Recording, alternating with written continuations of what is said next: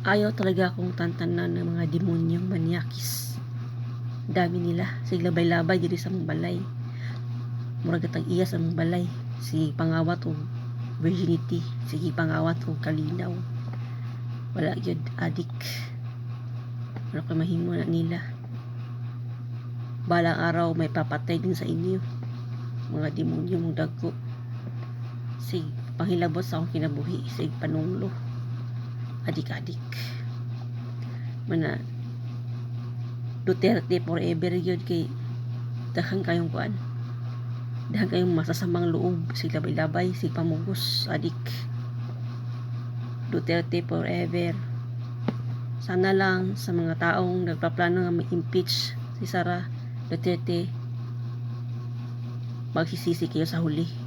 Hinahayaan niyo yung mga kriminal na maglipa na tuwing gabi or kahit anong oras. Wala doon sila kaluoy sa mga taong PWD. Binuangan nila kapunay. Grabe. Mga kuan yun. Demonyo. Tao nga nagkatawang demonyo.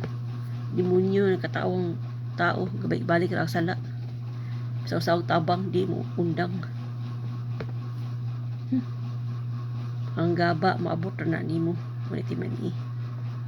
Adik-adik kang yawa ka. Ikaw nakaingon.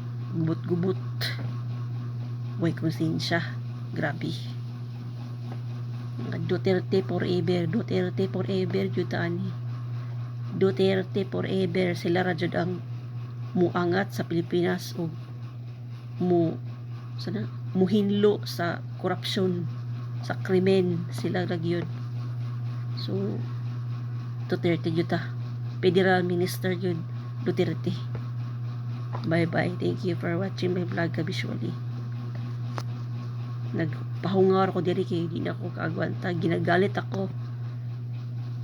Terorista talaga. Yung patience ko talagang gitestingan yun. Binuangan hasta akong akong pagkakalmado. Binuangan ko. Tuos sa di ko mapuno. Grabe yun, demonyo ay. Sig panakit sa akong lawas. Mga tao nga na di sa akin naslagikan, no? Mga alien.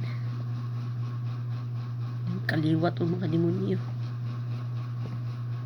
Si binuang. Kita sige pangitag solusyon, sila sige pangitag problema. Sige create o problema, demonyo yun, grabe. Sa mga tawanan na, oy. Pahungaw ako diri kuan guys, kay wala na. Di man gud na sila masakpan kay di makukita nila. Mga demonyo. Sana mamatay na ka. Sana matay mo. Demonyong dagko. Pahawa.